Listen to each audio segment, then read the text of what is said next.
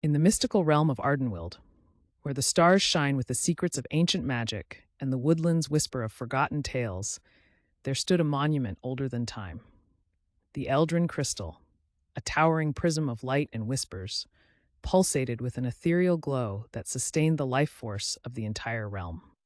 The inhabitants of Ardenweald, a myriad of creatures both mystical and mundane, revered the crystal as both protector and provider, blessing their land with fertility and shielding them from the darkness beyond. Among these inhabitants was Nyrel, a young arcanist, whose fascination with the crystal surpassed the customary reverence. To her, the crystal wasn't just a guardian, but a puzzle, layered with histories and secrets no one else seemed to care to unravel. One fateful night, under a silvery full moon, a harrowing tremor shook Ardenweald.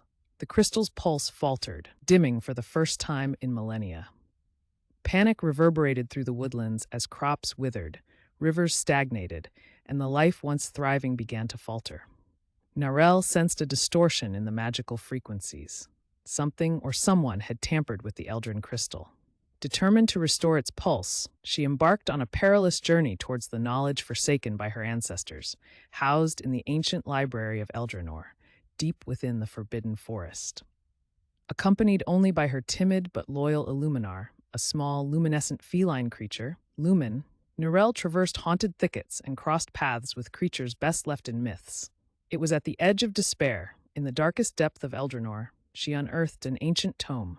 Its pages whispered of a ritual, a celestial confluence, powerful enough to realign disrupted magical frequencies.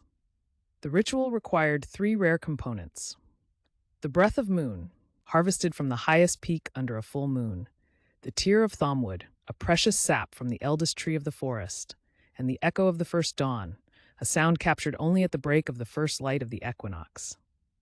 With determination set aflame, Nyrelle gathered each component, facing trials that tested her resolve, her bravery, and the very fibers of her being.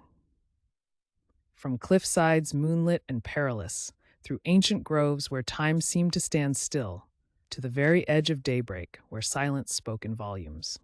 Armed with all 3, Narelle returned to the Eldrin crystal. The ritual was complex. Each step had to be executed with precise accuracy under the night sky as the 3 celestial bodies aligned. With Lumen's glow as her guiding light, she began. Chanting in forgotten tongues, Narelle worked through the night.